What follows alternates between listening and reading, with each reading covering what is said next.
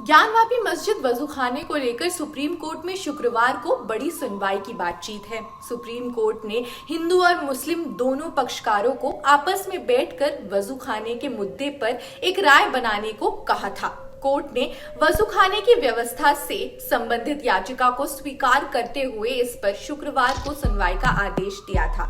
Supreme court के आदेश पर वाराणसी जिला प्रशासन की ओर से 18 अप्रैल को दोनों पक्षों के साथ बातचीत की गई। मस्जिद में नमाज के लिए वजू की व्यवस्था जिला प्रशासन की ओर से कराए जाने का निर्णय लिया गया।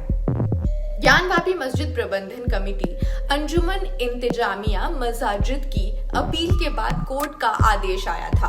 श्री काशी विश्वनाथ धाम में हुई बैठक में सहमति बनी कि ज्ञानवापी परिसर में टंकी स्थापित की जाएगी। देखिए, बैठक में पक्ष रखने का मौका दिया गया है, बात को सुना गया है। डीएम साहब, डीसीपी साहब मौजूद रहे हैं, मीटिंग में अन्य अधिकारी भी मौजूद रहे हैं।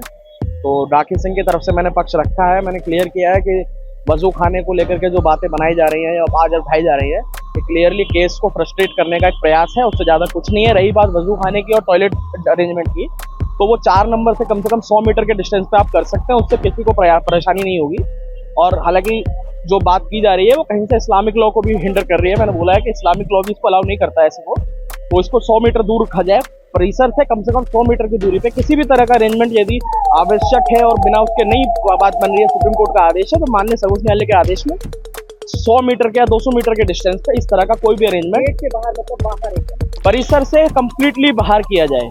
परिसर से 1 इंच भी अंदर नहीं जाने देना, ये आप लोग का हमारा कहना ही है। राखी सिंह की तरफ से हमने पक्ष अंदर रख दिया है। तो फिर देखिए, हमने अपनी बात को रख दिया है। अब ये बैठक जो की जा रही है अधिकारियों के द्वारा, इसके बाद निर्णय लिया जाएगा। जो भी संभावना होगी सुप्रीम कोर्ट में बात को रखी जाएगी। हमारी तरफ से पक्ष क्लियर है, अंदर किसी तरह का अरेंजमेंट इस स्टेज पे हम लोग नहीं चाहते। जिला प्रशासन ने केवल बात सुनी है, अभी वो अपनी तरफ से इस चीज को रखेगी, सारी चीजों को तालमेल करेगी। कि मीडिएशन का स्टेज हमें समझ में आ रहा है कि किसी भी पक्ष को दबाए बिना इसका निर्धारण किया जाएगा। तो जितना मोल इसमें अंजुमन इंतजामिया का है, उतना ही हिंदू पक्ष का रहेगा। स्थानगत को शौचालय में बदला जाएगा। सुप्रीम कोर्ट ने सोमवार को जारी अपने आदेश में जिला प्रशासन को रमजान में मुस्लिमों को हो रही दिक्कत को देखते हुए वजू पर सर्वमान्य हल निकालने का आदेश दिया। मुस्लिम पक्ष ने फिर क्या कहा? सुप्रीम कोर्ट की बात मानेंगे। अंजुमन इंतजामिया कमेटी के संयुक्त सचिव यासिन ने बताया कि हम लोग वजू करने में आ रही परेशानी को सुप्रीम कोर्ट के सामने रख रहे थे। इस पर चीफ जस्टिस ने जिला प्रशासन को वजू करने में आ रही परेशानी का हल निकालने को कहा। आज जिला प्रशासन के उच्च अधिकारी के साथ बैठक में कुछ बातों पर सहमति बनी है।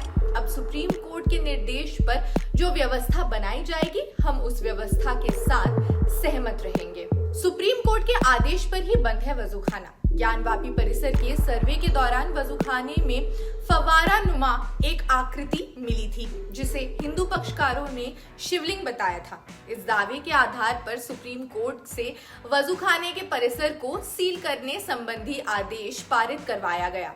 सुप्रीम कोर्ट के आदेश के बाद ही वजूखाने का पूरा परिसर सील कर दिया गया। इसके बाद से नमाजियों के लिए वजू की वैकल्पिक व्यवस्था की मांग होने लगी। वजू के व्यवस्था को लेकर ही मुस्लिम पक्ष सुप्रीम कोर्ट पहुंचा था। क्या है पूरा मामला?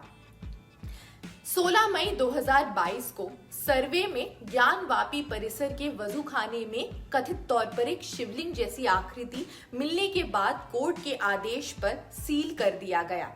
इसे देखते हुए अंजुमन इंतजामिया ने सुप्रीम कोर्ट में एक याचिका दायर की।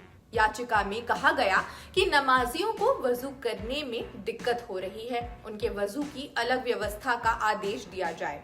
याचिका पर सोमवार को सुनवाई हुई। सुप्रीम कोर्ट ने वाराणसी के डीएम को मस्जिद कमेटी के लोगों के साथ बैठक कर समस्याओं का हल निकालने का आदेश दिया। इसके बारे में कोर्ट को भी अवगत कराने को कहा गया। सुप्रीम कोर्ट में शुक्रवार को होने वाली सुनवाई में जिला प्रशासन की रिपोर्ट पेश की जाएगी। खैर, इस रिपोर्ट में तो बस इतना ही। बाकी आप क्या सोचते हैं हमें कमेंट सेक्शन में जरूर बताएं। देश दुनिया की अन्य खबरों के लिए भी आप जुड़े रहिए जनसत्ता के साथ। शुक्रिया।